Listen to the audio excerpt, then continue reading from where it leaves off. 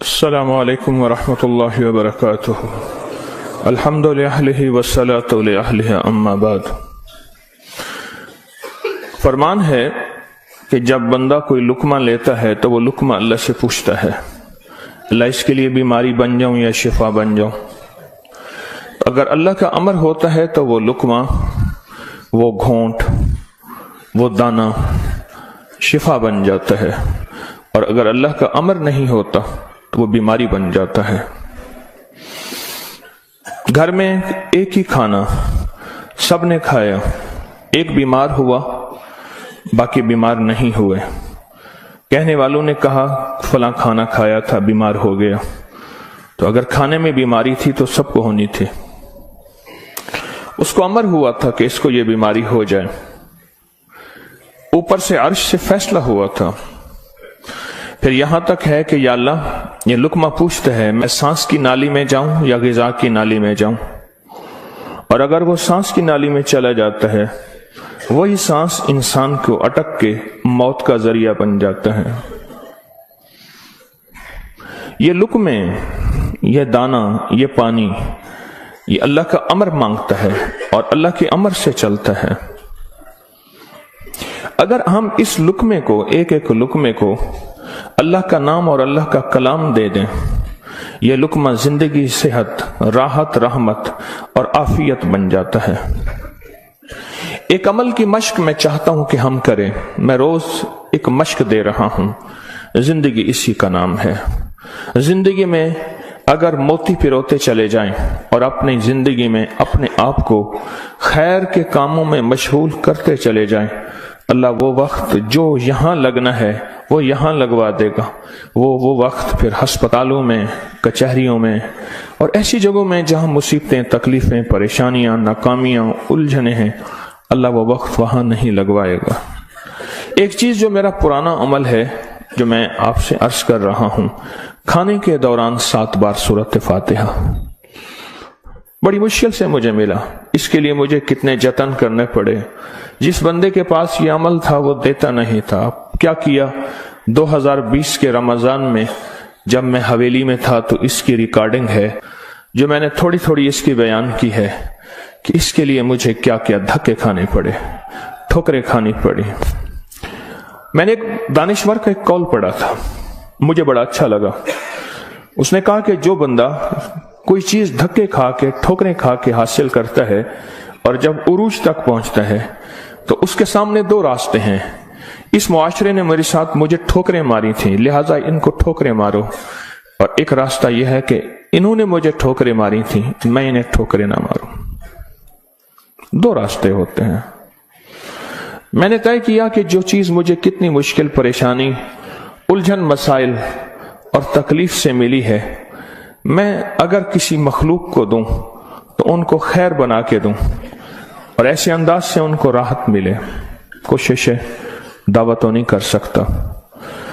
یہ سورۃ فاتحہ 7 بار کھانے کے دوران، 7 بار کھانے کے دوران اگر ہم پڑھنا شروع کر دیں، جتنی دیر کھانا کھاتے ہیں 7 بار کھانے کے دوران، اب آپ ایسا کریں، سورۃ فاتحہ پڑھیں، پہلے بسم اللہ پڑھیں، پھر سورۃ فاتحہ پڑھیں اور ٹائم نوٹ کریں۔ بسم اللہ الرحمن الرحیم، الحمدللہ رب العالمین۔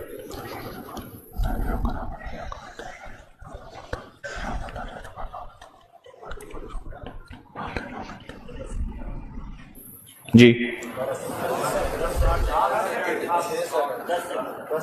6 سیکنڈ، 10 سیکنڈ، 12 سیکنڈ، 10 سیکنڈ رکھ لیتے ہیں۔ کتنے سیکنڈ؟ سب کے لیے، سونے جاگنے والے سب نے دیکھ لیا؟ ہاں بھائی بتا دیں، سونے جاگنے والے سب نے دیکھ لیا؟ یہ جاگنے والوں نے بتایا، سونے والے اب بتائیں گے، پہلے یہ بتا دیں۔ ہاں جی 10 سیکنڈ، 7 دفعہ سے مراد 70 سیکنڈ، اور 1 منٹ میں کتنے سیکنڈ ہوتے ہیں؟ افسوس نے، یہ 1 منٹ کا عمل ہے، اور ہم دسترخوان پہ کتنا وقت گزارتے ہیں وہ آپ کو علم میں ہے۔ 1 मिनट का अमल, जमीन 7 आसमान 7, 7 जमीन और 7 आसमान की खैरें आपके लुक्मे में सिमट जाए। अल्लाह अकबर। वो खैरें क्या हैं? फरमाया जब मुर्ग बांग देता है तो उस वक्त अर्श के कोई खैर के दरवाजे खुलते देखता है, और जब गधा और कुत्ता आवाज निकालता है कोई ऐसा अजाब का दरवाजा है जो उसको दिखाई देता है, हमें दिखाई नहीं देता। जानवरों को वो चीजें नजर आ जाती हैं जो हमें नजर नहीं आती, जानवरों को वो चीजें नजर आ जाती हैं। फिर इस लुक्मे को छीनने के लिए मखलूकात, हैरत अंगेज मखलूकात हैं। एक साहब मुझसे कहने लगे, मैंने बहुत अरसा आपका वजीफा पढ़ा, या अलीम अल्लिमनी, या खबीरो, या वहाबो हबली मिन असरार दुनिया वल आखिरा। कहा कि मैंने रात को एक तस्बीह गिड़गिड़ा के पढ़ी, अल्लाह कायनात के राज खोल मेरे सामने, अल्लाह कुछ अपने पर्दे दिखा, अल्लाह कोई ऐसी जिंदगी का निजाम दिखा जो बज़ाहिर ओझल है, हर आंख नहीं देख सकती। अल्लाह चाहे जिन सामने रख दे, अल्लाह ने जिन्नात को पर्दों में रख दिया, फरिश्तों को पर्दे में रख दिया, अल्लाह ने जन्नत को पर्दे में रख दिया, अल्लाह ने जहन्नम को पर्दे में रख दिया, अल्लाह ने ये सारा निजाम पर्दे में रख दिया है। तो अल्लाह जल्ल शानहू के सामने ये सारा निजाम अल्लाह ने पर्दे में, तो वो कहते हैं मेरे सामने एक चीज खुली, मुझे उसने बहुत सारी बातें बताई, बहुत सारी बातें बताई। एक बात यह बताई कि जब आप लुकमा तोड़ते हैं तो इस लुक्मे को लेने के लिए ऐसी ऐसी अनोखी मखलूक झपटती है कि आपके हाथ से लुक्मा छीन ले, या फिर अगर वो लुक्मा आपके हाथ से नहीं छीन सकती, वो कोई जहर डाले, थूक की शक्ल में, पेशाब की शक्ल में, गंदगी की शक्ल में। अगर उस लुक्मे पे अल्लाह का नाम होता है, उसका ये वार भी खाता जाता है और वो ये भी नहीं कर सकते। और मुझसे कहने लगे ये जो सूरत फातिहा का अमल है, कहा यह सूरत फातिहा का अमल नहीं है, ये फातिहीन का अमल है। फातिहीन जिन्होंने कायनात को फतह किया, जिन्होंने रूह की दुनिया के फातिह बन गए, कहा यह फातिहीन का अमल है। और यह फातिहीन का अमल इतना ताकतवर है, इतना ताकतवर है कि ये ऐसी मखलूक जो हमारी जिंदगी, हमारी रूहों, हमारे जिस्म, हमारे कलेजे, जिगर, गुर्दे और जिस्म के एक एक हिस्से के लिए हमारी दुश्मन है, कहा कि उनको ये शिकस्त दे देती है, ये शिकस्त दे देती है। बीमारियां कितनी बढ़ रही हैं। अब से पहले ना इतने डॉक्टर थे, ना इतने मेडिकल स्टोर थे, ना इतनी दवाएं थी, ना इतने अस्पताल थे। जिंदगी में बीमारियां बढ़ती चली जा रही हैं, और बीमारियां और बढ़ती जा रही हैं, हद से ज्यादा बढ़ती जा रही हैं। आखिर क्यों? इसको सोचने की जरूरत है कि बीमारियां क्यों बढ़ रही हैं। और इससे पहले एहतियात नहीं थी किसी को, ये जरासीम है, इस पे हाथ धोना है, इस पे ये सैनिटाइजर है, ये फलां चीज, कोई खबर नहीं थी। पर बीमारियां नहीं थी, बीमारियां नहीं थी। उसकी वजह थी कि अल्लाह के कलाम और नाम की कसरत थी। अल्लाह के नाम जुबानों पे आम था, सादा लोग थे लेकिन अल्लाह के नाम को लेना जानते थे। अल्लाह के नाम की मोहब्बत उनके दिलों में थी। बीमारियां नहीं थी, दुख नहीं थे। अच्छा, फिर ये लुकमा खा के दिल में जाके क्या असर करेगा जिस पे अल्लाह का नाम नहीं, नफरतों का जरिया बनेगा, गुनाहों का जरिया बनेगा। और ये लुकमा जाके रूहानी बीमारियों का जरिया बनेगा, जिस्मानी बीमारी और जिस्मानी रोगों का जरिया बनेगा। इस लुकमे को महफूज करना है। लुकमा मिल गया है, लुकमा मिल गया है। अब इस मिले लुकमे को नूरी लुकमा कैसे बनाना है? अगर नूरी लुकमा बनाना है तो अपने खाने के दौरान पहले बिस्मिल्लाह पढ़ लिया आपने, खाने के दौरान 7 बार सूरत फातिहा की मश्क करें। ये मश्क से होगा, भूल जाएगा। शैतान ऐसा भुलाएगा कि बंदा खाने के बाद आधे दिन के बाद पता चलेगा कि मैंने खाना खाया और 7 बार सूरत फातिहा नहीं पढ़ी। आधे दिन के बाद पढ़ लें, कज़ा कर लें, अमल की कज़ा करें, फिर अमल की कज़ा करें, پھر قضا کریں. ایک وقت آئے گا یہ شیطان کہے گا کہ یہ مانتا تو ہے نہیں. ایک بابا جی تھے، گھر سے نکلے نماز کے لیے کیچڑ تھی، پھسلے گر گئے، کپڑے خراب ہوئے، پھر گئے کپڑے بدلے، پھر آئے، پھر گرے، پھر گئے، پھر گرے، پھر گئے. اب جو گرنے لگے ایک صاحب نے سہارا دیا، بسم اللہ بسم اللہ، مسجد تک پہنچایا. انہوں نے کہا تم کون ہو؟ کہا میں شیطان ہوں. تم شیطان اور مجھے سہارا دے؟ یہ کیوں؟ کہا جب آپ پہلی دفعہ گرے تھے اور آپ نے اپنا عزم نہیں توڑا تھا، آپ نے کہا تھا نہیں میں نے مسجد میں جانا ہی جانا ہے، اللہ نے آپ کی مغفرت کر دی تھی. جب دوسری دفعہ گرے اور عزم نہیں توڑا، اللہ نے آپ کے گھر والوں کی مغفرت کر دی تھی. جب تیسری دفعہ توڑا یعنی گرے اور عزم نہیں توڑا، اللہ نے پڑوس کی مغفرت کی تھی. اب میں نے کہا اگر چوتھی دفعہ گرتا ہے کہیں اور فیصلہ نہ ہو جائے، اس کو یہیں سنبھال لو، اس کو یہیں سنبھال لو. بھلا دے گا، پتہ ہی نہیں چلے گا. قضا کریں، پھر قضا کریں، پھر قضا کریں. مجھے ایک صاحب نے عجیب بات کہی کہ میں 2 چیزوں کی زندگی میں قضا کر رہا ہوں، ایک مال کی، ایک کھانے کی. وہ کیسے؟ کہا جس مال کی زندگی بھر زکوٰۃ نہیں دی تھی اس کی گن گن کے زکوٰۃ دے رہا ہوں، اور زندگی میں جتنے کھانے کھائے تھے ہر کھانے کی سورۃ فاتحہ پڑھ رہا ہوں. عجیب آدمی ہے.